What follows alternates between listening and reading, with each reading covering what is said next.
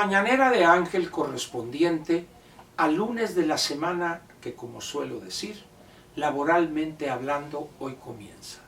Lunes 22 de mayo del año 2023.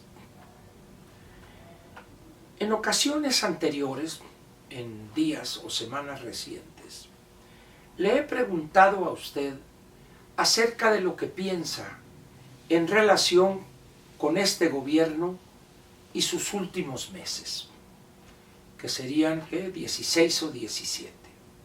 Recordemos que este gobierno termina su encargo el 30 de septiembre del año 2024. Entonces, y yo he elaborado algunas hipótesis, algunas proyecciones, y espero que usted, al menos si no las ha elaborado, sí se haya preguntado cómo va a terminar este país como consecuencia de la gobernación de este gobierno pésimamente calificado como la Cuarta Transformación. Las decisiones del presidente de la semana pasada nos permiten vislumbrar un final caótico. Luis Rubio, en su libro reciente, que se llama En sus marcas, plantea que este gobierno va a terminar mal o muy mal. Y yo coincido con él. Ante lo que vemos y lo que padecemos, es prácticamente imposible afirmar que este sexenio o este periodo gubernamental de 5 años, 10 meses va a terminar bien. Esto no solo es dañino para usted y para mí, para todos los mexicanos, para los empresarios, las empresas, los partidos políticos, para nuestras relaciones con nuestros principales socios comerciales, sino que también es sumamente dañino para el gobierno siguiente. Si ganare la oposición, como espero que gane, sería de un desastre total, completo, y se generaría una situación que podría desembocar en actos de ingobernabilidad. Pero si el ganador fuere Morena, las cosas no serían menos complicadas. Por el contrario, quedaría el que ganare, el que fuere candidato de Morena, en caso de ganar, quedaría con una camisa de fuerza que se la podría quitar casi de inmediato, pero si nos atenemos a la conducta de las 3 corcholatas, no lo haría de inmediato.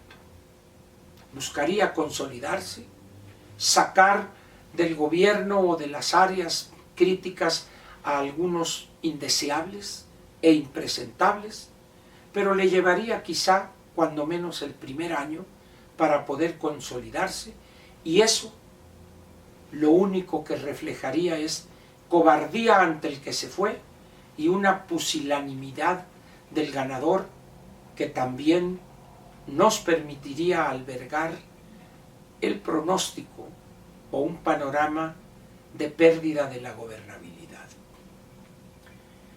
¿Ha pensado usted cómo le afectaría eso? ¿Es usted una persona empleado de alto o medio o bajo nivel? ¿Es usted un trabajador, una persona que trabaja en una fábrica o trabaja en las áreas administrativas de una gran fábrica o de una empresa mediana o pequeña? ¿Tendría idea del impacto que representaría si usted mantuviera su empleo en la pérdida de poder adquisitivo con una inflación todavía alta, lo cual haría que su poder adquisitivo cayere más todavía? Pero también las cuestiones de inestabilidad, de inseguridad, harían que probablemente el número de asaltos, saqueos, asesinatos aumentaran también en número. Todo esto deberíamos estarlo pensando los mexicanos, pero deberían estarlo pensando también los empresarios, los partidos políticos y los legisladores. De los 22 gobernadores o 21 más la jefa de gobierno, pues es poco o nada lo que puede esperarse. Su actitud lacayuna los exhibe de cuerpo entero. La oposición tiene un número muy pequeño de gobernadores. El PRI tiene 2 nada más. El PAN creo que tiene 6. De tal manera pues que las cosas no pintan bien. Luis Rubio dice que este gobierno va a terminar mal o muy mal. De ser esto ciertos, de cumplirse en la práctica, ¿no convendría que usted y yo pensáramos en esa eventualidad? ¿Cómo nos afectaría? ¿Cómo actuaría en lo que queda de este gobierno el actual presidente? ¿Se moderaría, por ejemplo, en sus actos autoritarios, caciquiles? ¿Repetiría la respuesta que le dio a la resolución de la Corte hace unos cuantos días? ¿Continuaría expropiando u ocupando temporalmente, como dice el decreto, activos de empresarios privados, como es el caso de Ferrosur? Yo creo que las cosas podrían incluso ser peores que esos 2 ejemplos que menciono. El presidente no conoce frenos, no de ahorita, sino desde hace 25 años, cuando menos. Es un hombre acostumbrado a hacer su voluntad y que los políticos de enfrente acepten de manera callada y cobarde sus desplantes y sus violaciones legales. Sin embargo, hoy la complejidad de la situación económica de México y la fragilidad institucional a que ha llevado el país el bulto López Obrador permiten ver un panorama mucho más complicado de lo que pudo haber sido hace decenios. Hoy el presidente hay que aceptarlo, no va a recular, no va a corregir, pero sí va a continuar radicalizándose.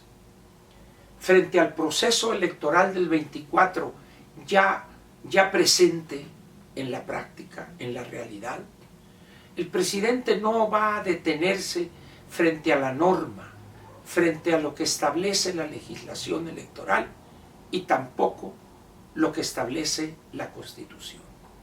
Las va a hacer un lado o se las va a pasar, como se dice coloquialmente, por el arco del triunfo.